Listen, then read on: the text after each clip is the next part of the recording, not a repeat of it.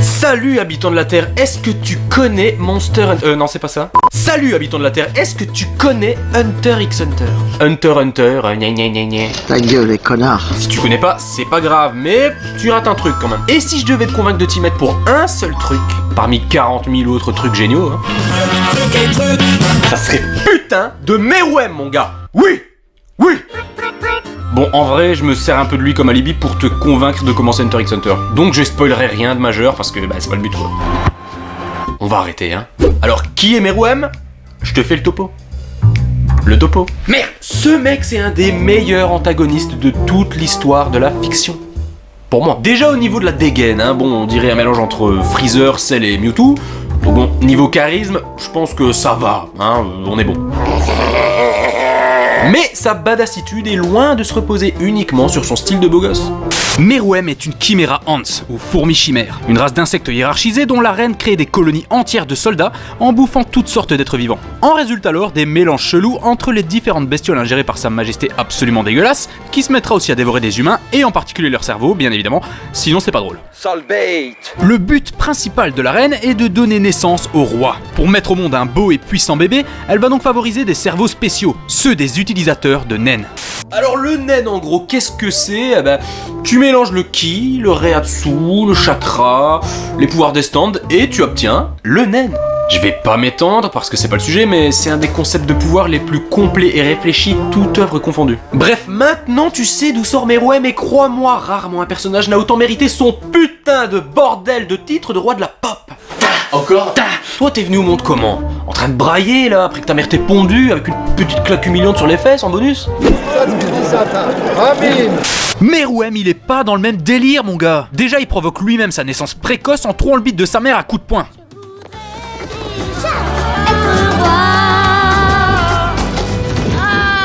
Wouhou. Ensuite, il pose ses couilles sur la table d'entrée de jeu. Le roi, c'est lui, et le simple fait de parler sans sa permission est une raison valable pour se faire tuer. Ce qu'il n'hésite pas à faire alors qu'il vient à peine de naître. Il bute quiconque lui déplaît sans prévenir et en une seconde. Le seul être qui compte, c'est lui, le représentant le plus puissant de la race la plus puissante. Pour lui, tous les êtres vivants ne sont là que pour le servir. Et il tient à ce que le monde entier soit au courant. En fait, il est tellement puissant que je rêve de le voir débarquer dans Dragon Ball, mais d'une force. Oh, ce serait tellement le meilleur pitch de l'univers. Chimera Ants contre Saiyan. Oh! Ça ferait un arc où, pour une fois, les méchants seraient pas juste des gens mauvais, c'est juste une espèce qui essaye de se préserver au final. La Z-Team contre une race entière de méchants, mais pas méchants. Oui, alors au cas où on viendrait me dire que Zamasu, il était pas méchant non plus et qu'il avait plein de bonnes raisons, je suis désolé, mais si ce mec-là a quoi que ce soit de bon en lui, la Tiagami c'est l'abbé Pierre au bout d'un moment. Hein. Bref, revenons-en à Meruem. À première vue, on pourrait le comparer à un méchant comme Freezer. Mais contrairement à lui, il agit pas seulement par pur plaisir sadique. C'est plutôt surtout son instinct animal qui fait ça. Genre c'est le plus fort, c'est la nature, c'est comme ça. Et c'est pour ça qu'il bouffe des cerveaux pour devenir plus puissant.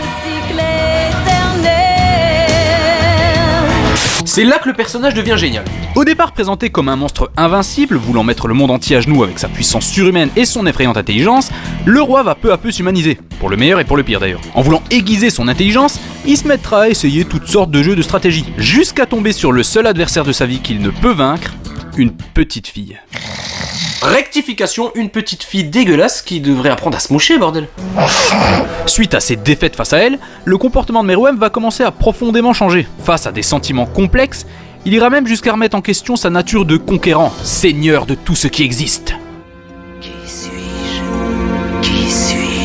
Bon, je simplifie à mort, mais j'aimerais bien que tu piges à quel point ce personnage et ses soldats sont super bien écrits. L'arrivée du roi et ses congénères dans l'univers d'Hunter x Hunter brise complètement le concept de bien et de mal. Concept qui était déjà bien ambigu depuis le début du manga d'ailleurs, puisque aucun personnage n'est bon à proprement parler. Chacun agit pour son propre intérêt en gros.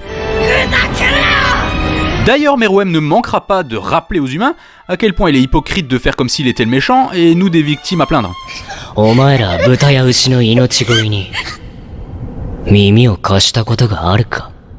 C'est pour toutes ces raisons et plein d'autres que je considère ce personnage comme un des meilleurs antagonistes que j'ai jamais vu. Et j'ai à peine survolé le bonhomme dans cette vidéo.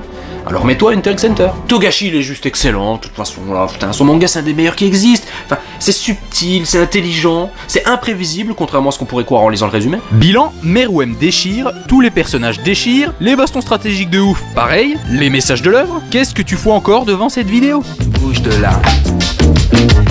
Non, il s'agit d'une boutade. Ne quitte pas tout de suite STP. J'ai encore 2 petits trucs à faire passer.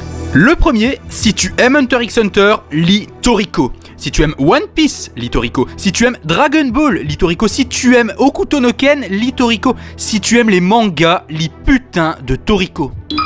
Deuxièmement, si tu veux te mettre à Hunter x Hunter, sache que l'anime sorti en 2011 est l'une des seules adaptations animées d'un shonen de baston aventure que je recommanderais autant que le manga. La plupart des autres adaptations dénaturant souvent l'œuvre d'origine d'une manière ou d'une autre. Dragon Ball Z. C'est très bien, mais c'est trop...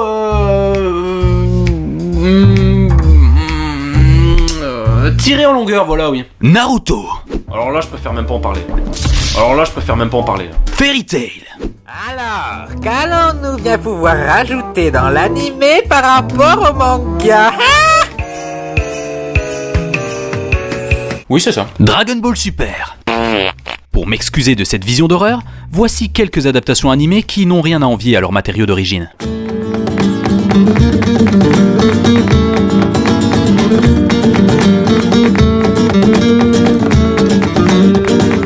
Bon, ça suffit, je suis le roi, abonne-toi, partage cette vidéo jusqu'à plus soif, et rejoins-moi dans la fourmilière.